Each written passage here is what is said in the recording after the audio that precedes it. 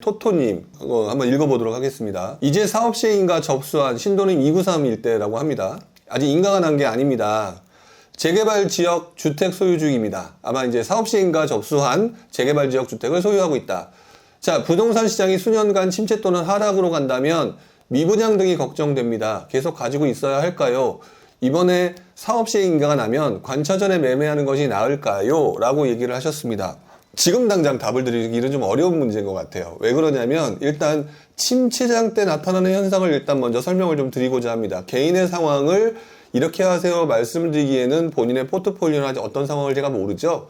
자, 그렇기 때문에 이 부분은 그냥 큰 그림으로 얘기를 해야 되는데 일단 지난 장하고 이번 장은 좀 다를 수 있습니다. 그리고 지난 장에는 재건축 재개발이 메인이 아니었다라고 어느 정도 올리긴 했지만 지금처럼 공급을 늘리기 위해서 재개발 재건축을 메인으로 가져가야 되는 시점보다는 좀 덜했다. 지금이 100이라면 지난번에 70이었다라는 생각을 하셔야 되겠죠. 그러니까 지금 재개발 재건축은 좀 좋다라고 말씀을 좀 드렸어요. 하지만 그때 어떤 현상이 일어났는지를 좀 플러스 시켜서 생각을 해보셔야 되겠죠. 자, 어떤 일이 있었냐면요. 집값이 떨어지기 시작을 합니다. 자, 집값을 떨어지니까 신축 아파트도 떨어지고 구축 아파트도 떨어져요. 자, 10억의 아파트, 고점을 찍은 게 10억이다 보니까 재개발도 이것을 가지고 이것저것 다 계산을 해보니까 나중에 10억은 되겠지, 15억은, 10몇 억은 되겠지라고 생각해서 피가 형성이 되죠. 자, 그런데 시간이 지나면서 집값이 떨어지기 시작하게 되면 신축이 10억이었던 게 예를 들어서 8억이 되고 7억이 되는 상황이 오게 되면은 재개발의 값어치가 떨어져 버리잖아요. 왜? 10억 이상이 될 거라고 기대했다가 떨어지는 거니까. 자, 그렇기 때문에 재개발의 필은 당연히 떨어질 수밖에 없어요. 근데 여기에 문제가 뭐냐면 그래도 10억짜리가 7억짜리 됐어도 이 집은 들어가서 살 수가 있습니다. 그래서 실수요가 붙어요. 근데 재개발은 굉장히 오래된 썩은 주택인 경우가 많은 경우, 썩빌인 경우가 많기 때문에 거주가 힘들거든요. 실거주가 힘들기 때문에 얘는 무조건 투자자만 들어올 수밖에 없는 구조예요. 투자자만 들어올 수밖에 없는 구조라면은 집값이 떨어지는 시점이거나 피가 떨어지는 시점에 적정한 수준으로 떨어지기 전까지는 잘 안 들어오는 상황이 발생하겠죠. 그렇기 때문에 침체장이 몇 년이 될지 모르겠지만 침체장이 발생하게 되면요, 항상 일반 아파트 떨어지는 것보다 재건축, 특히 재개발이 떨어지는 경우가 굉장히 큽니다. 자, 그래서 이거는 전략적으로 본인이 판단하셔야 돼요. 그때도 누군가는 들어오거든요. 싸게 팔고 진짜 떨어지는 상황에 다시 정말 없을 때 가격이 많이 떨어져서 들어가는 그런 전략을 펼치는 분이 있고요. 두 번째, 그래도 난 여유가 있기 때문에 가지고 간다라고 버티는 경우도 있습니다. 이거 철저하게 본인의 선택인데 서울이기 때문에 괜찮다라고 하는 부분이 있겠죠. 하지만 시간의 효율성을 따지게 되면 철저하게 본인이 선택하셔야 된다. 근데 이런 부분을 생각하면 지금 사업시행인가 접수했죠. 사업시행인가 났던 물건들도 그때쯤 되면 좀 지연될 가능성이 있기 때문에 본인이 머릿속에 생각하는 것보다 조금 더 길어질 가능성이 있어요.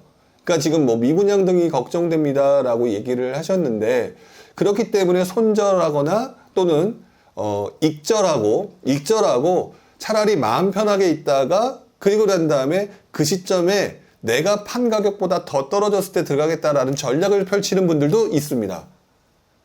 그래서 이 부분을 지금 제가 그때 나타나는 현상을 말씀을 드렸으니까 그런 부분으로 나한테 가장 효율적인 게 무엇일까라는 생각을 해주셨으면 좋겠어요. 자, 리얼부자님, 지금 재개발 쪽을 관심 있게 보고 있는데 신통기획 쪽을 지금 더 봐야 되는 타이밍일까요? 라고 얘기하셨는데, 너무 어떤 특정 대상에 대해서 집중하지 마십시오. 저는 제일 중요하게 보는 게 본질이다.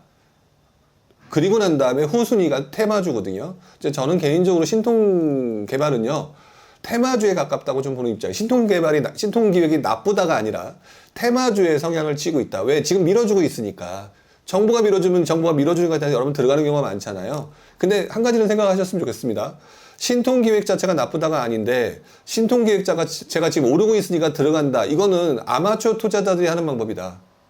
투자의 경험이 없는 사람들이 하는 방법이다. 저는 오히려 어떤 부분을 여러분들한테 말씀을 드리고 싶으냐면, 지금 그래서 신통기획이 많이 올랐어요. 근데 일반 재개발은 떨어지고 있습니다.